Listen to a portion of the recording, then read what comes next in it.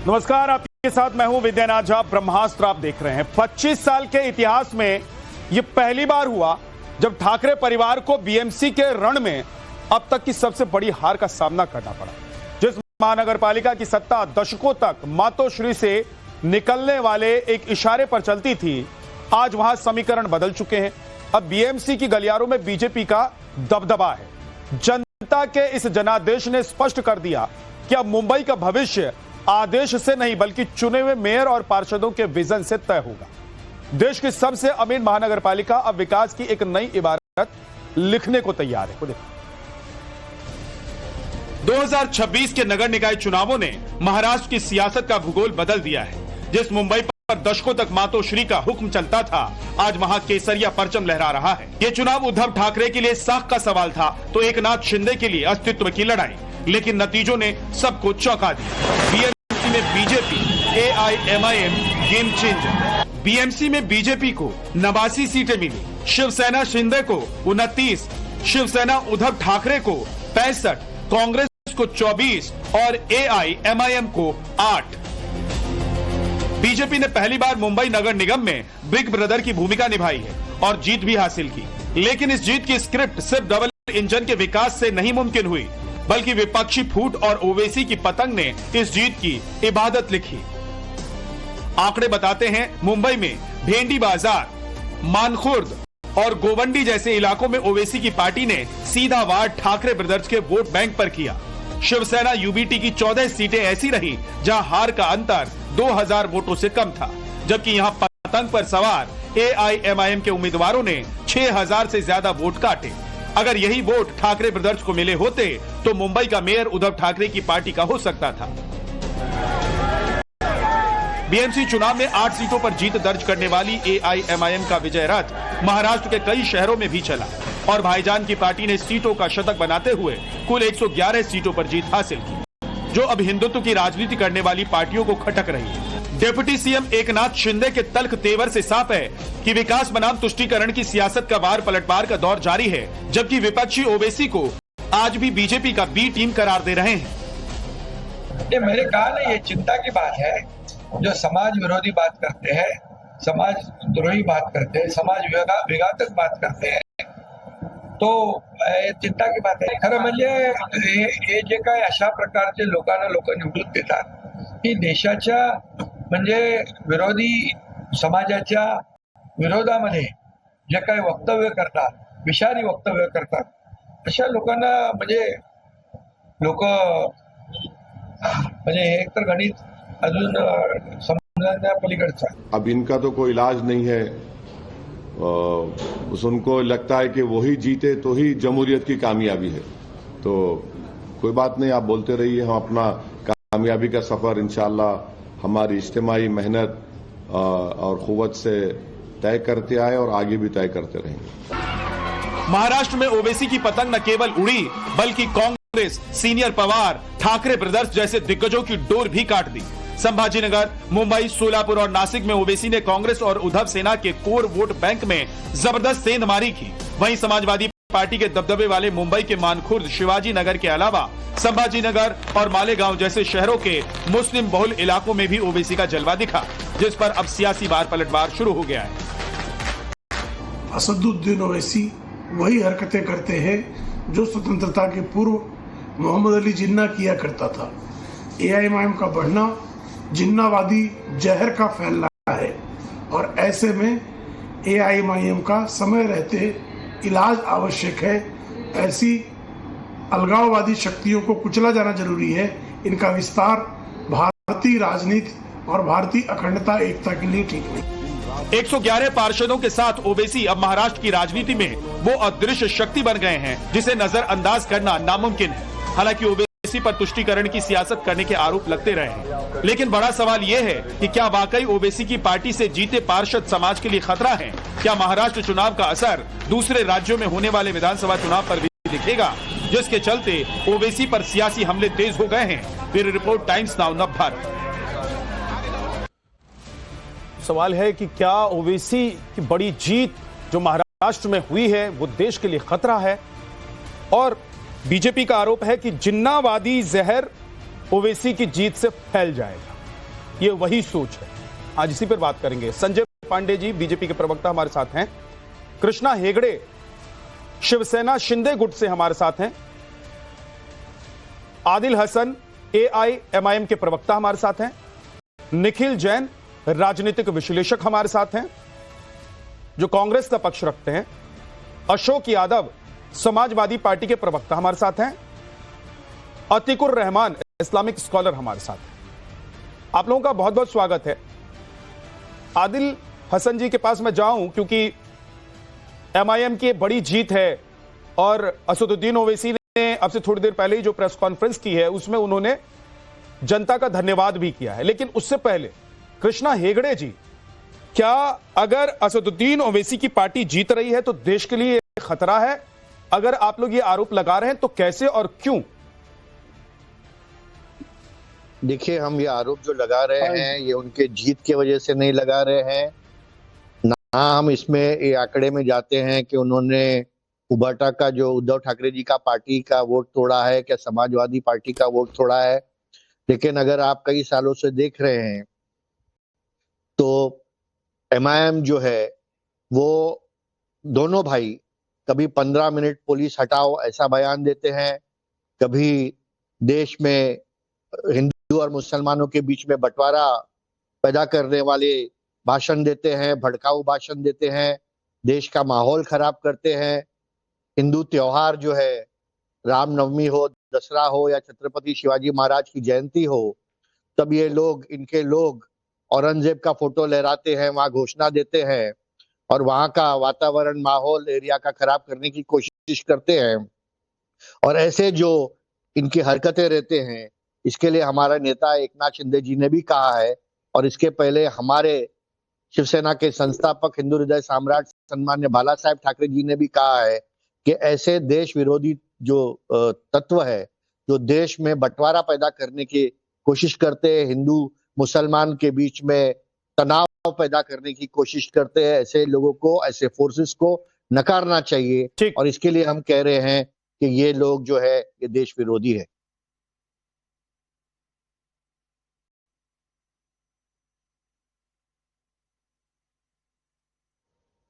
ठीक है, ओके कृष्णा हेगड़े जी।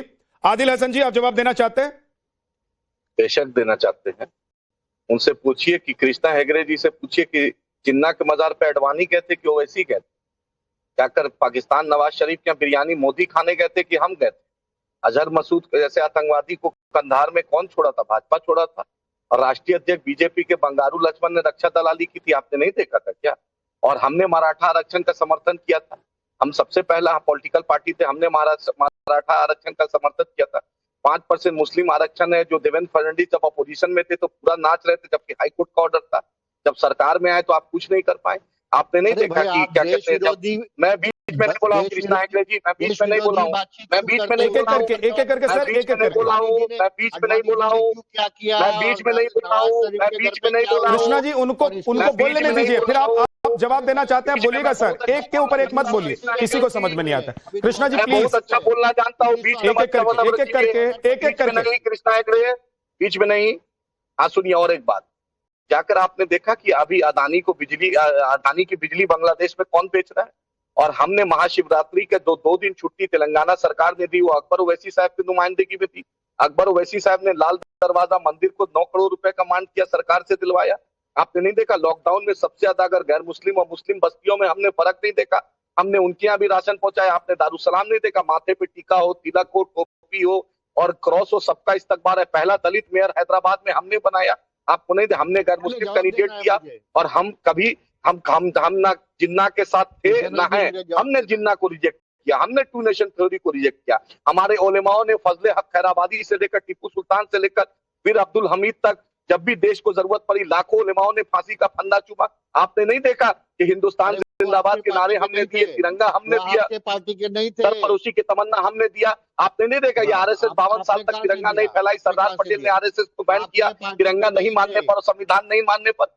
आपने एकनाथ शिंदे को बोल दीजिए, उनका बर्फ पिघल रहा है, उनका जो बर्फ है पिघल रहा है। बीजेपी यूज एंड थ्रो करेगी, जिस तरीके से शिरोमणि अकाली दल को की, जिस तरीके से जदयू को की थी, अभी एकनाथ शिंदे का वक्त आ गया है। ठीक है सर, इसलिए ओके BMC में एकनाथ शिंदे ओके आदिल हसन जी अब रुक जाइए, अब एक सेकंड रुक जाइए, अब रुक जाइए। कृष्णा हेगड़े जी जवाब देना चाहते हैं सर, 20 सेकंड में दीजिए। ये जो बोल रहे हैं कि मुसलमान भाइयों ने शहादत दिया, हम मानते हैं मुसलमान भाइयों ने शहादत दिया कि इनके पार्टी के नहीं थे। इनके पार्टी के कौन लोग थे, इतिहास जाके देखिए कि उनके पार्टी के कौन लोग थे, उन्होंने क्या क्या कार्यक्रम भारत में किया, हिंदुस्तान में किया, वो देख लीजिए। और आप बोल रहे हैं कि आपने बहुत यहाँ पर काम किया, 1980 के बारे में बात कर रहे हैं। 2026 में आपका जो असाउद्दीन ओवैसी यहाँ पर आके कह रहा है, वारिस पठान यहाँ के आके कह रहा है कि बुरके वाली देश का वजीर आजम बनेगी। अरे और जो मेयर है मुंबई का वो बुरके वाली बनेगी, यहाँ पर आके कह रहे हैं आपने हैदराबाद में मुसलमान बहन को बनाया क्या महापौर? आपने हैदराबाद में मुसलमान बहन को बनाया क्या?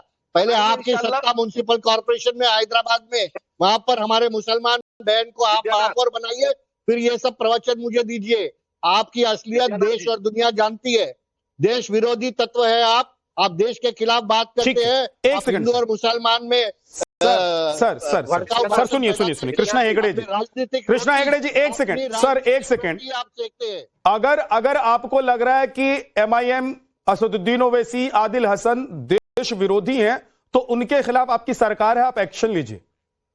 लेकिन अगर ओवैसी की पार्टी जीतकर आती है, अगर वो 100 से ज्यादा सीटें निकाल लेते हैं, तो आप लोगों को डर इस बात का है कि आप लोगों के वोट बैंक में सेंध लग रहा है, या आप लोग ये बोलकर डर फैलाना चाहते हैं कि ओवैसी अगर जीत रहे हैं तो देश के लिए खतरा है? एक सेकंड रुक जाइए आदिल हसन रुकिए प्लीज। जनता पार्टी सुनिए, भारतीय जनता पार्टी शिवसेना महायुति ने 1,500 सीट जीते है। इनके 100 सीट से हमको फर्क नहीं पड़ता है।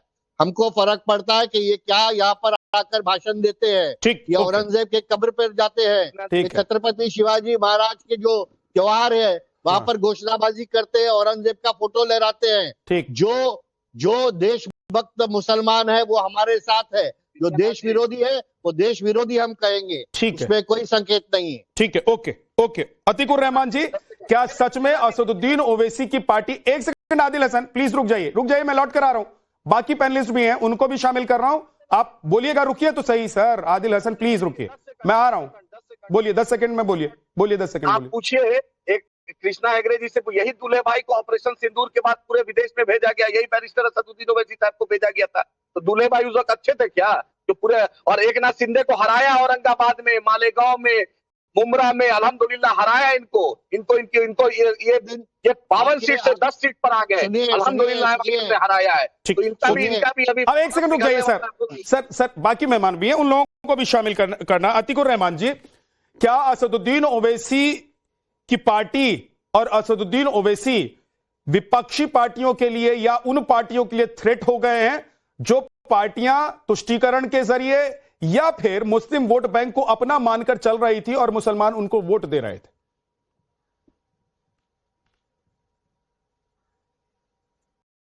विद्यानाथ जी, 2-3 पॉइंट बहुत ही जरूरी हैं इस बात के अंदर। जब मैं कहता था, हम कहते हैं कि बीजेपी हिंदुत्व की बिना पर इलेक्शन जीतती है, तो हमको कहा जाता है कि आप इलेक्शंस में वोटर की क्षमता को अंडरमाइन कर रहे हैं। पब्लिक ने वोट दिया है भाई। अब यहां पर यह रूल लागू होता है कि मुसलमानों ने AIM को जिताकर, और सिर्फ मुसलमानों की बिना पर क्या AIM जीती है, पूरी कॉन्स्टिट्यूंसी ने उनको जिताया है। दूसरी बात, मुसलमान जानबूझकर कम्युनल लाइंस पर धर्म के आधार पर वोट देना नहीं चाहता है। विद्यानाथ जी, हम नहीं चाहते हैं कि किसी पॉलिटिकल पार्टी को हम धर्म के आधार पर, ओवैसी जी को मुसलमान होने के आधार पर वोट दें। लेकिन जब आप मजबूर करेंगे, आप इस तरह से प्रताड़ित करेंगे, आप मुसलमानों को डराएंगे। कौन सा ऐसा बीजेपी का लीडर है महाराष्ट्र के अंदर जो सिर्फ और सिर्फ कम्युनल लाइंस पे एजेंडा फैलाता है? आपने देखा होगा इनके मिनिस्टर्स जब बयान देते हैं, एंटी मुस्लिम बयान देते हैं, तो अब मुसलमान कम्युनल लाइंस पे वोट देने पर मजबूर हुआ है। तीसरा इंपॉर्टेंट पॉइंट विद्यानाथ जी ये है, ये जो लोग जीते हैं महाराष्ट्र के अंदर, इनके ऊपर निर्भर करता है कि एआईएम को साबित कर दें कि आप कम्युनल लाइंस पे काम नहीं करेंगे, आप इनको आउटकम बताइए, आप सिविक इश्यूज पे काम करिए, मुसलमान इसी तरह से आपको वोट डालते रहेंगे। ठीक है सर, ओके। संजय पांडे जी। नमस्कार। सबसे पहले तो आपके चैनल के माध्यम से भारतीय जनता पार्टी और महाराष्ट्र की जनता को मैं धन्यवाद देना चाहता हूं जो इतनी बड़ी जीत हमको दी है माननीय मुख्यमंत्री देवेंद्र फडणवीस जी के नेतृत्व में। अब रही बात आज के विषय की, तो असदुद्दीन ओवैसी एंड ओवैसी ब्रदर्स ये ऐसे व्यक्ति हैं जो इस देश के संविधान को मानते नहीं, पार्लियामेंट को मानते नहीं। 15 मिनट पुलिस हटाओ हम दिखा देंगे, ठीक है। इस प्रकार के बयानबाजी करने वाले लोग इस देश के लिए वास्तविकता में घातक है, खतरा है। और मुख्य बात तो यह है कि हिंदुस्तान के अंदर छत्रपति संभाजी महाराज जी को क्रूरता से मारने वाला व्यक्ति औरंगजेब, ये हमारे देश के किसी भी व्यक्ति का हीरो हो नहीं सकता। तो ऐसे औरंगजेब को हीरो बनाने वाले इस देश के माटी के साथ गद्दार हैं, गद्दारी कर रहे हैं, और ये बात अधोरेखित है। तो ये इस बारे में कोई चर्चा होनी ही नहीं चाहिए। और असदुद्दीन ओवैसी एक ऐसे व्यक्ति हैं जो मुस्लिम लीग का पार्ट 2 है, जो देश को हम एक पाकिस्तान को भोग रहे हैं, पर आज ऐसी परिस्थिति है कि ये दूसरा पाकिस्तान निर्माण करना चाहते हैं। इनके वक्तव्यों को आप निकाल लीजिए और उसका एनालिसिस कर लीजिए। ये पूरे कम्युनल लाइन पर, सिर्फ और सिर्फ कम्युनल लाइन पर असदुद्दीन ओवैसी ब्रदर्स बातें करते हैं। इन्होंने इस देश का संविधान, बाबा साहब अम्बेडकर का संविधान इनको मान्य नहीं है। और इन्होंने कई बार ऐसे कह करके भी दिखाया, आप अपने आर्काइव में वीडियो निकाल करके देख लीजिए। तो ये ओवैसी जैसे लोग देश के लिए, देश की एकता, अखंडता के लिए खतरा है। ठीक, बोलिए जनाथ जी, जवाब देना चाहते हैं? बोलिए। इनसे पूछिए कि दूल्हे भाई को फिर ऑपरेशन सिंदूर के बाद विदेश क्यों भेजे थे मोदी जी? मोदी गलत थे क्या? हाँ, जो पाकिस्तान को मुंहतोड़ जवाब किसने दिया था विदेशों में जाकर ऑपरेशन सिंदूर के बाद? संजय पांडे को नहीं भेजा था, संबित पात्रा, सुधांशु त्रिवेदी, शहजाद पूनावाला, साजिया इल्मी को तो नहीं भेजा था। वही बैरिस्टर असदुद्दीन ओवैसी साहब को भारत सरकार ने भेजा था। उनकी काबिलियत को देखकर पाकिस्तान को मुंहतोड़ जवाब दिया था। भाजपा के राष्ट्रीय अध्यक्ष बंगारू लक्ष्मण ने रक्षा दलाली की थी, पूरी दुनिया ने देखा था। नवाज शरीफ के बिरयानी खाने क्यों गए थे? जिन्ना के मदार पे अडवाणी क्यों गए थे?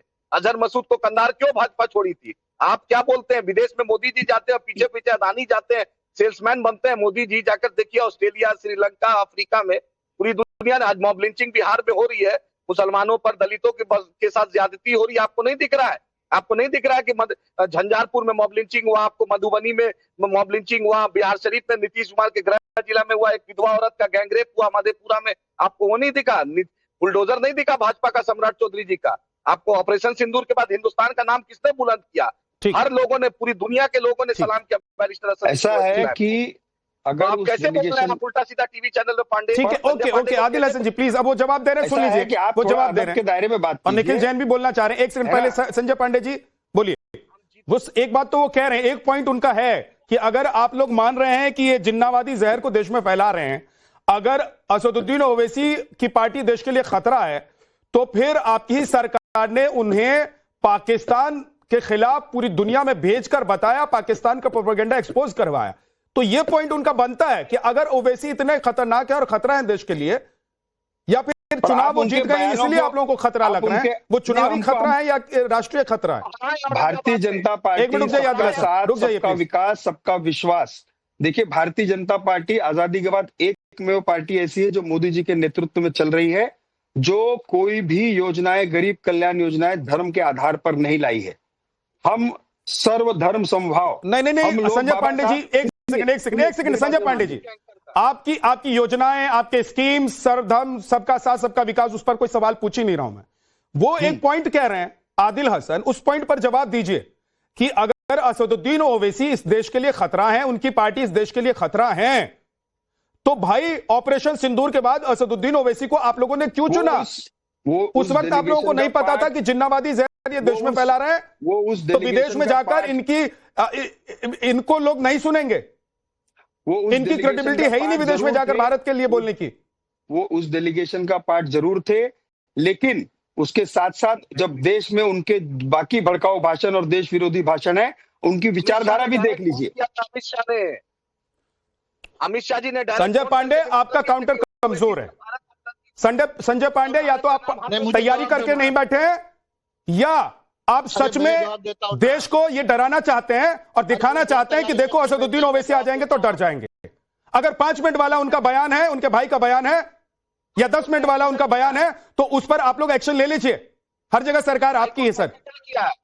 संजय पांडे जी रहने दीजिए, एक मिनट रुक जाइए। आदिल हसन प्लीज। निखिल जैन आप कुछ कहना चाह रहे हैं, बोलिए। बिल्कुल विद्यानाथ जी, जो सबसे पहले तो मैं अपने शिंदे सेना के स्पोक्स पर्सन जो थे उनकी बात पे आ जाऊं कि 15 मिनट पुलिस को हटाओ वाला बयान देते हैं ओवैसी के दोनों भाई। पहली बात तो जितना मुझे मालूम है, मैंने आज तक बड़े भाई को तो कभी ऐसे बयान देते हुए देखा नहीं है। छोटे भाई की वीडियो जरूर वायरल हुई थी। आदिल जी कह रहे हैं कि हाईकोर्ट में एक्विटल है, मुझे नहीं पता कैसे है, पर अगर इन्होंने एक्चुअली ये बयान दिया था तो भारत के गृह मंत्री क्या कर रहे हैं जब ये कॉलेज के स्टूडेंट्स पे एनएसए, यूएपीए सारे कानून, आतंकवादी वाले कानून लगा देते हैं, तो अगर कोई व्यक्ति, कोई राजनेता खड़े होकर कहता है कि देश की पुलिस हटाओ और सारे हिंदुओं को हम हटा देंगे, तो उस पर क्यों नहीं कार्रवाई हो रही? या तो सेटिंग है या फिर उसने कहा नहीं। अब ये सेटिंग नहीं है सर, को जवाब देना चाहिए। अकबरुद्दीन ओवैसी के खिलाफ मामला कोर्ट तक पहुंचा हुआ है। नहीं, आगे विद्यानाथ जी आगे तो नहीं जा रहा है, तो मैं वही कह रहा हूँ, या तो कोई बयान ऐसा दिया नहीं गया, या फिर भारत सरकार, बीजेपी की सरकार उस पर एक्ट नहीं करना चाह रही। और जब आपने ये सवाल संजय पांडे जी से पूछा, उनके पास कोई जवाब नहीं है। ये कहते हैं कि औरंगजेब की ये लोग तारीफ करते हैं, ओवैसी और ओवैसी के समर्थक। अब मैं इनसे जरा ये पूछना चाहूंगा कि जिन्होंने महाराणा प्रताप को मारा था, उनके वंशज को तो आपने डिप्टी चीफ मिनिस्टर बना रखा है। मैं इतिहास की इन पन्नों में जाना नहीं चाहता, क्योंकि अगर मैं जाऊंगा तो हिंदू, मुसलमान, अगड़ी जाति, पिछड़ी जाति कोई नहीं बचेगा। इतिहास इज वेरी कॉम्प्लेक्स, और इसको आप पॉलिटिकल डिस्कोर्स में, प्रेजेंट डे पॉलिटिकल डिस्कोर्स में ना लाएं तो ही बेहतर है। आप आज की बात करिए कि सड़कें क्यों नहीं बन रही हैं, पुल क्यों गिर रहे हैं, नाले क्यों खराब हैं, बच्चों की कफ सिरप पीने से क्यों हत्या हो रही है, इंदौर में गंदे पानी की वजह से क्यों हत्या हो रही है। लेकिन आप केवल और केवल इतिहास की बात करना चाहते हैं। आप कहते हैं कि ओवैसी मैं आपसे जानना चाह रहा हूं, आप लोग हमेशा कहते रहे, निखिल जी मैं आपसे जानना चाह रहा हूं, आप लोग हमेशा कहते रहे हैं कि असदुद्दीन ओवैसी की पार्टी यानी AIMIM बीजेपी की बी टीम है। आज आपको लग रहा है कि ये बीजेपी की बी टीम नहीं है, असदुद्दीन ओवैसी की एक ही टीम है और वो उनकी टीम है। आज महाराष्ट्र, कल हो सकता है कि उत्तर प्रदेश और बंगाल। नहीं विद्यानाथ जी, मेरी हमेशा ओवैसी जी से ये आपत्ति रही है कि वो हर जगह वैसे चुनाव लड़ते हैं जहां पर भाजपा को फायदा होता है। इसका मतलब ये नहीं है मैं उन्हें देश विरोधी कह दूं। मेरी दिक्कत ओवैसी जी की राजनीति से है। मेरी दिक्कत इस बात से है कि जहां पर विपक्ष को एक साथ जुट होकर मजबूती से लड़ना चाहिए, वहां पर वो लड़के सत्ता पक्ष को, भाजपा के पक्ष को मजबूत कर देते हैं। इसका मतलब ये नहीं है वो आतंकवादी हैं या देश विरोधी हैं। मतभेद हो सकते हैं, इस तरीके के मतभेद नहीं हो सकते। और यही दिक्कत बीजेपी की है कि जब इनके कोई साथ लड़े तो वो देश का सबसे बड़ा देशभक्त हो जाएगा, और जब इनके विरोध में लड़े तो 70,000 करोड़ का सबसे ज्यादा करप्ट आदमी हो जाएगा, देश विरोधी हो जाएगा, आतंकवादी हो जाएगा, और उन्हीं आतंकवादी को ये बाकी देशों में भेज देते हैं। ठीक है कृष्णा हेगड़े जी, आप जवाब देना चाह रहे हैं जल्दी से। कृष्णा जी देखिए, इन्होंने कहा कि भाई प्रशासन ने अकबरुद्दीन ओवैसी पे कार्रवाई क्यों नहीं की। इनको शायद मालूम नहीं है कि 22 दिन वो जेल में रह के आए हैं, उसके बाद उन्होंने कभी ऐसा भाषण देने की ताकत नहीं रही उनमें। दूसरी बात ये है कन्विक्ट होना चाहिए कि नहीं, सुनिए, कन्विक्ट होना चाहिए। जेल में रह के आए उतना तो पता होगा ना आपको। 22 दिन कन्विक्शन से नहीं होता सर, अरेस्ट से एक्शन होता तो है। कन्विक्शन कोर्ट करती है, गवर्नमेंट नहीं करती है, कोर्ट करती है। इतना भी आपको पता होना चाहिए। आपको इतना भी पता होना चाहिए कि कन्विक्शन कोर्ट करती है, गवर्नमेंट नहीं करती है। कृष्णा जी नहीं तो बोलेंगे कोर्ट हमारे हाथ बताइए कि कन्विक्शन कौन करता है कौन नहीं करता। ठीक है, हाँ वो आपको लगता होगा, हमको नहीं लगता है। दूसरी बात, आपकी और एक जवाब देता हूँ। सुनिए डाली है या नहीं? अरे सुनिए और एक जवाब की बातें मत करिए आगे की। मुझे अरे आपको पता नहीं है कि वो 22 दिन जेल में रह के आए, आप बात कर रहे हैं इधर। आपको पता भी नहीं था वो 22 दिन जेल में रह के आए, आपको पता भी नहीं था वो 22 दिन जेल में आए। अभी कन्विक्शन, अरे कन्विक्शन गवर्नमेंट नहीं करती है, कोर्ट करती है यार, कभी समझ में आएगा आपको। कन्विक्शन गवर्नमेंट नहीं करती है, कोर्ट करती है। अरे कोर्ट करती है, कन्विक्शन गवर्नमेंट नहीं करती है मेरे भाई। अच्छा सुनिए, अरे आगे तो बढ़िए, सुनिए आपका और एक जवाब। अरे आप इंग्लिश में मत ठोकिए, आपसे ज्यादा इंग्लिश मुझे आता है। मैं I will inform you exactly what is chargesheet and what is. एक सेकंड, दोनों लोग हिंदी में बोलिए। अभी आप लोग हिंदी चैनल पर बैठे हैं, हिंदी बोलिए, सुनने वाले लोग हिंदी जानने समझने वाले हैं, हिंदी बोलिए दोनों। नहीं विद्यानाथ जी, अभी मुझे बोलना है। दूसरे हमारे जल्दी से सर कंप्लीट कीजिए। कृष्णा जी कह रहे थे कि असदुद्दीन ओवैसी को डेलीगेशन में क्यों भेजा। देखिए, ये ऑल पार्टी डेलीगेशन था। 50 के ऊपर सांसद पूरे दुनिया में गए अपना देश का बात रखने के लिए। मोदी जी ने कहा कि भाई असदुद्दीन ओवैसी हमारा देश का पक्ष रखेगा, जो असदुद्दीन ओवैसी जी ने शायद वहां रखा भी होगा। यहाँ पर आके फिर से वही शुरू, हिंदू मुसलमान। तो हमारी गलती है क्या? हमारे प्रधानमंत्री जी ने आपको चांस दिया, आपको हमारे देश को रिप्रेजेंट करने के लिए वहां पर भेजा, आपने वहां पर काम किया, इधर आपका तेवर वही है। आपका तेवर बदलता है क्या? इसके लिए तो हम जवाब दे रहे हैं आपको। ठीक दूसरी ठीक है, एक बात ये है कृष्णा जी, आपका पॉइंट आ गया, आपका पॉइंट आ गया। आदिल हसन जवाब देना चाहते हैं 10 सेकंड में। सर आदिल जी जल्दी से। अरे भाई, हम भारत के सांसद रतन मिला ओवैसी साहब को, हम देश को रिप्रेजेंट किए पूरी दुनिया में, पाकिस्तान को एक्सपोज किए, ये मेरा कर्तव्य है। कोई मोदी जी ने एक पॉइंट ये है आदिल हसन जी, एक पॉइंट ये है देश का झंडा बुलंद किया। इसमें कोई दो राय नहीं है कि पाकिस्तान को जब जवाब देना होता है असदुद्दीन ओवैसी मुंहतोड़ जवाब देते हैं। आदिल हसन एक सेकंड सुन लीजिए सर प्लीज। आदिल हसन एक सेकंड, जब पाकिस्तान को जवाब देना होता है असदुद्दीन ओवैसी मुंहतोड़ जवाब देते हैं, और ये अच्छा भी लगता है, देश को भी, सबको अच्छा लगता है कि भाई जब बात देश की आती है तो असदुद्दीन ओवैसी देश के लिए बोलते हैं। लेकिन जब बात देश के अंदर की होती है तो 15 मिनट वाली बात आप लोग फिर से याद दिलाते हैं। अकबरुद्दीन ओवैसी ने इस बार फिर से वही बात याद दिलाई। और सुनिए विद्यानाथ जी, और एक बात, 15 जनवरी को चुनाव था, ये हमने फैसला नहीं लिया था, इलेक्शन कमीशन ने फैसला लिया था। कृष्णा जी ऑडियो कम कर दीजिए। 15 जनवरी को चुनाव था, ये हमने फैसला नहीं लिया था, ये महाराष्ट्र के इलेक्शन कमीशन ने फैसला लिया था। हमने बोला 15 जनवरी को वोट दो, 15 मिनट निकाल कर वोट दो, तो इसमें बेचैनी क्यों हो रही है? कम से कम 15 कॉर्पोरेटर बीएमसी में जीता हो, इसमें दिक्कत क्या है? विद्यानाथ जी, इनको फोबिया हो गया, ओवैसी फोबिया हो गया है। जिन्ना के मदार पे अडवाणी कहते हैं और नवाज शरीफ का मोदी कहते हैं। और विद्यानाथ जी, आप मिथिलांचल से आते हैं, आपसे अनुरोध है कि आप एम्स दरभंगा 2017 से अभी तक नहीं चालू हुआ है, उस पर भी आवाज उठाए। मिथिलांचल से केंद्र में मोदी की सरकार है, बिहार में मोदी की सरकार है, एम्स दरभंगा में एक ईंटा नहीं लगा है। इस मुद्दे को भी उठाइए। लेकिन आदिल हसन जी, दिक्कत ये है कि एक सेकंड सर, कृष्णा जी एक सेकंड रुक जाइए। दिक्कत ये है कि टेलीविजन पर बैठकर आदिल हसन आप ये मुद्दा उठा रहे हैं, लेकिन पूरे बिहार चुनाव में, मैं बिहार चुनाव में बिहार रहा हूं लगभग 1 महीना, वहां मैंने एक बार भी असदुद्दीन ओवैसी हो, अकबरुद्दीन ओवैसी हो, या आपके पार्टी के जिन बड़े स्टार लीडर्स ने वहां कैंपेन किया, एक व्यक्ति ने कभी ये नहीं कहा कि भाई विकास के मुद्दे पर हम चुनाव लड़ने के लिए आए। आप लोग तो चुनाव वहां लड़ रहे थे आदिल हसन जी, जहां पर आपको लग रहा था कि मुस्लिम बहुल इलाका है, जहां पर जीत सकते हैं। विद्यानाथ जी, दरभंगा ग्रामीण लड़े, क्योटी लड़े, जाले लड़े, तो क्या मुस्लिम बहुल इलाका था क्या? ये आप ऐसा इल्जाम लगा रहे हैं। हमने हर बात पे सीमांचल की बदहाली तो बात की, बिहार को स्पेशल स्टेटस की बात की, सीमांचल स्पेशल स्टेटस की बात की, एएमयू किशनगंज के फंड की बात की, बाढ़ की तबाही की बात की, सीमांचल के बाढ़ की तबाही की बात की, सीमांचल को बाढ़ के तबाही के रोकथाम की बात की, एम्स दरभंगा में ईंटा लगे उसकी बात की, सीमांचल में कटिहार में, बलरामपुर में, किशनगंज में, अररिया में मेडिकल कॉलेज खुले, इंजीनियरिंग कॉलेज खुले, रोजगार के साधन हो, हमने इसके बात की, पलायन रोकने की बात की, पानी में आर्सेनिक है उसके विरोध की बात की। मैं कह रहा हूं अगर इस मुद्दे पर AIMIM चुनाव लड़ी या चुनाव लड़े, सुनिए ना सर, मैं ये कह रहा हूं अगर इस मुद्दे पर आप लोग चुनाव लड़े हैं या लड़ना चाहते हैं तो देश के लिए इससे बढ़िया और कोई बात हो नहीं सकती है। लेकिन सर सवाल ये है, अशोक यादव जी, क्या असदुद्दीन ओवैसी का महाराष्ट्र में इतनी सीटें ले आना, 100 के आंकड़े को पार कर देना, उत्तर प्रदेश और पश्चिम बंगाल में ओवैसी की पार्टी के लिए दरवाजा खोल देता है? एक बात। दूसरी बात, क्या ये आप लोगों की परेशानी का सबब भी है, क्योंकि आप लोगों को लग रहा है कि जिस तुष्टीकरण की राजनीति से आप लोग मुस्लिम वोट बैंक को अपने पाले में डाले हुए हैं, उसमें सेंध लग जाएगा?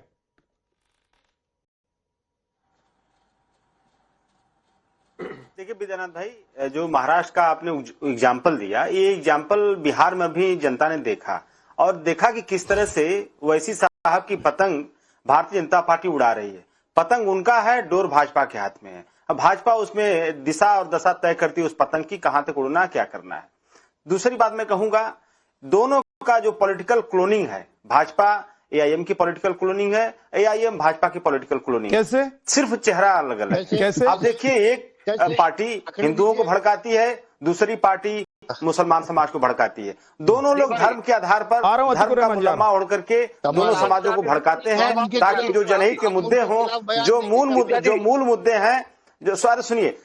मूल मुद्दे हैं, उन मूल मुद्दों से जनता का ध्यान भटक जाए। और उस मूल मुद्दे पर ध्यान लाने के लिए हम लोग जैसे जो हम इंडिया गठबंधन के अगेंस्ट में जो इंडिया गठबंधन बना, Samajwadi party, Congress party, TMC, ये लोग हम लोग जनता के मूलभूत मुद्दों को उठाते हैं। ये ओवैसी साहब उत्तर प्रदेश में जब योगी सरकार लगातार तमाम जो अपने कानूनी पैरामीटर्स का हवाला देकर के मजारें गिरा देती है, मस्जिदें गिरा देती है, संभल में इनकाउंटर कर देती है, तमाम ऐसे प्रोसिक्यूशन करती है, ओवैसी साहब कहाँ रहते हैं? ओवैसी साहब सिर्फ और सिर्फ चुनाव में परिलक्षित होते हैं जब भाजपा को जिताना होता है, जब विपक्ष को हराना होता है। आप देखिए इनका इतिहास उठा करके देख लीजिए कि ओवैसी साहब वहीं जाते हैं जहां जहां भाजपा उनको लॉन्च करती है, वहीं वो लॉन्च होते हैं, भाजपा को जिता करके। ओके आदिल, आप बोलना चाह रहे हैं, एक सेकंड में आ रहा हूं, लेकिन उससे पहले अतीकुर रहमान बहुत देर से उंगली उठा कर बैठे हुए। आ रहा हूं आदिल जी, एक सेकंड रुक जाइए। अतीकुर रहमान जी। आदिल भाई एक मिनट, दोनों समाजवादी पार्टी और कांग्रेस पार्टी ये कह रही हैं कि ओवैसी जी बीजेपी को जिता देते हैं, या खड़े होते हैं। भाई मुसलमान बीजेपी को अपना विरोधी समझता है, आप बीजेपी को विरोधी समझते हैं। आपने इंडिया अलायंस का हिस्सा क्यों नहीं बनाया ओवैसी जी को? अगर हम विरोधी दल बीजेपी को मानते हैं, बीजेपी की काट आप सबके अंदर मौजूद है, आपने क्यों अछूत बना के रखा है एआईएम को? आप क्यों मुसलमानों को इस तरह से प्रताड़ित करना चाहते हो बीजेपी के हाथों? आप बनाइए उनको इंडिया अलायंस का हिस्सा। विद्यानाथ जी यही तो बात है। देखिए यही बात है विद्यानाथ जी, यही बात है कि हम लोग धार्मिक उन्माद फैलाने वाले लोगों से कोसों दूर रहते हैं, चाहे वो धार्मिक उन्माद भाजपा फैलाए या धार्मिक उन्माद ओवैसी फैलाए। धार्मिक उन्माद से हम लोग बहुत दूर रहते हैं। हम लोग विकास की बात करते हैं, जनहित की बात करते हैं, हम लोग महंगाई बेरोजगारी की बात करते हैं, पीडीए उत्पीड़न के खिलाफ बात करते हैं। हम धार्मिक उन्मादियों से कोसों दूर रहते हैं। ठीक है सर, जी बोलिए आदिल हसन। विद्यानाथ साहब, आप पूछिए, शिवाजी मानपुर में अबू आजमी का सुपड़ा साफ हो गया, औरंगाबाद में हो गया, मालेगांव में हो गया, जनता ने फैसला लिया ना। रईस शेख इनका एमएलए इनके खिलाफ इनका किया, रईस शेख ने इनका पूरी ताकत सीमांचल में समाजवादी और कांग्रेस ने लगा दिया था एमआईएम को हराने। और जब मुजफ्फरनगर जल रहा था तो सैफई में नाच हो रहा था, इनका 69 एमएलए था। क्या किया? अखलाक के घर पे वही ओवैसी साहब कहते, मॉब लिंचिंग में वही ओवैसी साहब बोलते। इनके घर की बहू भाजपा चली जाती है, ये बोल नहीं पाते। मुसलमानों के मुद्दे पर, दलितों के मुद्दे पर पूरे देश में भारतीय जनता पार्टी का अगर कोई घोषित पार्टनर है तो एआईएम के खिलाफ पूरे देश में भारतीय जनता पार्टी का घोषित पार्टनर एआईएम है। और देश की जनता, प्रदेश की जनता देख रही है कि किस तरह से आप लोग इस देश को घोषित पार्टनर है हो सर। एक सेकंड अशोक यादव जी, आप कह रहे हैं अघोषित पार्टनर एआईएमआईएम है और बीजेपी की पार्टनर कह रही है जो शिंदे गुट है, शिवसेना, वो कह रहे हैं कि भाई ये लोग ओवैसी जो हैं वो देश के लिए खतरा है। बीजेपी कह रही है कि ये जिन्नावादी जहर पूरे देश में फैला देंगे।